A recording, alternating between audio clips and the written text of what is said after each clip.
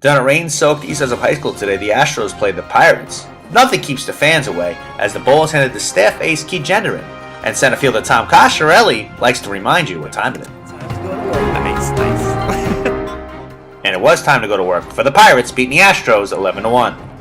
So with no highlights to report, we'll move on, and look forward to playing the Pirates down the road once again. Hopefully this time with an answer to this guy, who had 2 home runs and 5 RBIs.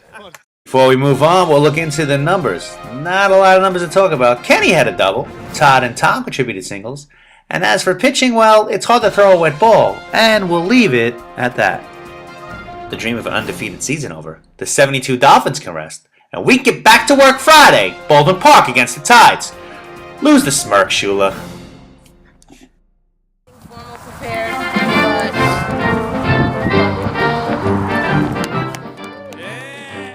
Danielle couldn't say it any better. We do love him, and happy he's a teammate.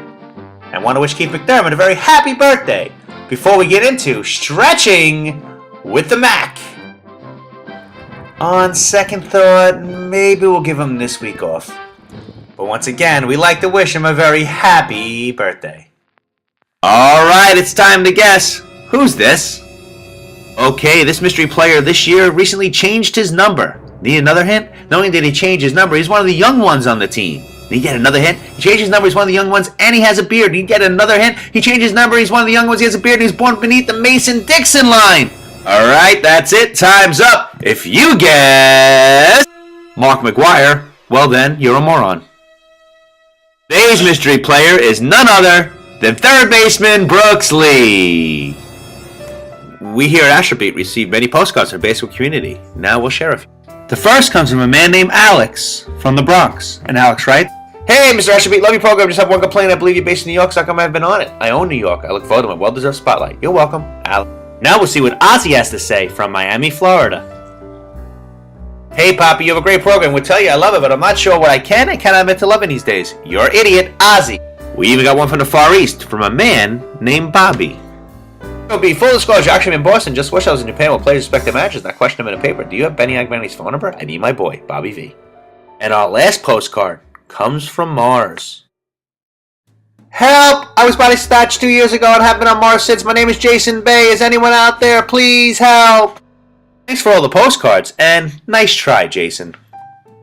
Let's check. Where are they now? Where this week we catch up with Astros original catcher James Whalen. After being the second pick of the 1980 draft, James spent 2 seasons with the Astros, then won the lottery, and we haven't heard from him since. In fact, when asked to participate in this segment, he simply sent this picture with a message that said, "Who are you?" Well, he might not remember us, but we remember him, and we hope James is doing well. So we'll dry off and move on, and hopefully have a better outcome this Friday against the Tides. But before we go, many of you, and by many I mean 3, have asked me, what league do you guys play in? Well, that's easy. We play in the greatest league there is, the LIMSBL, run by the great Steve Siegler. And if that name sounds familiar, that's because he's the father of Brian Siegler, the league's co-director. And I think he might have a sister. I don't know. I never met her. This has been Keith Potter at Astrobeat.